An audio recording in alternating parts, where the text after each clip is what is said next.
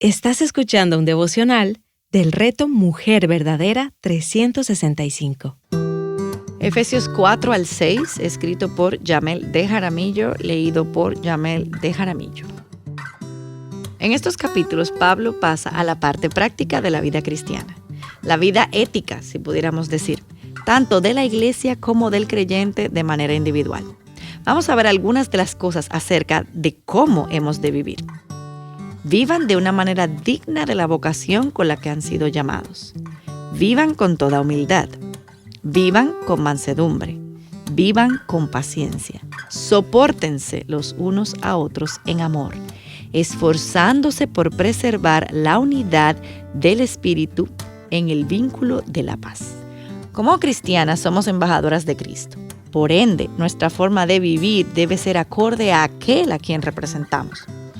Cada una de estas aseveraciones son imperativos, son cosas que tenemos que hacer, son acciones, son cosas que vamos a ver repetidas en estos 3 capítulos. Es decir, no es opcional para nosotros, es mandatorio. Con esto, Pablo buscaba la unidad en el espíritu. Por eso hace referencia a un solo Señor, un cuerpo, un espíritu, una fe, un bautismo, un Padre. Ojo, no estamos hablando de ser una copia o un molde de galletas. Pablo también elogió las diferencias. Dios nos creó diferentes, es más bien un llamado a la forma de vivir, de actuar, de conducirse. Cuando vivimos siendo llenos y dirigidos por el Espíritu Santo, esto produce unidad dentro del cuerpo de Cristo. Y es el mismo Espíritu el que produce la diversidad de dones. Y me encanta que Pablo lo ponga dentro de este contexto, luego de explicar la importancia de la unidad, para que no haya envidia dentro del pueblo de Dios. Cuando entendemos que todos tenemos diferentes dones, llamados, talentos, eso nos trae libertad. Hace que nos enfoquemos en lo que tenemos delante, al igual que vimos en Nehemías, cuando cada uno de ellos construía la parte del muro que le tocaba. El tener claro estas enseñanzas hace que yo me enfoque en lo que Dios me ha llamado a hacer y a no mirar lo que está haciendo el otro, ni mucho menos querer tener lo que el otro tiene. Cuando hay unidad de espíritu, se demuestra que también hay madurez. Se supone que como creyentes todos debemos buscar el mismo fin, glorificar el nombre de nuestro Dios y ser obreros del reino, no estar peleando por cosas que no edifican. Versículo 14 nos dice: entonces ya no seremos niños, sacudidos por las olas y llevados de aquí para allá por todo viento de doctrina, por la astucia de los hombres, por las artimañas engañosas del error. Capítulo 5. Este es el capítulo por excelencia sobre el matrimonio. Habla acerca del gran misterio que simboliza y cómo dicha unión representa la unión de Cristo con su iglesia. Vemos los deberes de los unos con los otros, los deberes entre los esposos, padres e hijos y entre amos y siervos. No habla solamente a las esposas, hay para cada uno de nosotros, porque es la forma en que se espera que nos comportemos y nos tratemos los unos a los otros. Me encanta pensar que cuando Dios pensó en esa metáfora para representar su relación con su iglesia, lo hiciera con el matrimonio. Esto nos lleva a entender que la principal razón del matrimonio apunta a un propósito mayor: apuntar a su amor por su iglesia. Es por esta razón que es tan importante para aquellas que estamos casadas entender que no se trata de nosotras, sino de que reflejemos de una manera correcta esta relación que nos trasciende a nosotras mismas. Aunque Pablo habla del matrimonio, ese no es el tema central. El tema central es la iglesia y Cristo como la cabeza de la misma.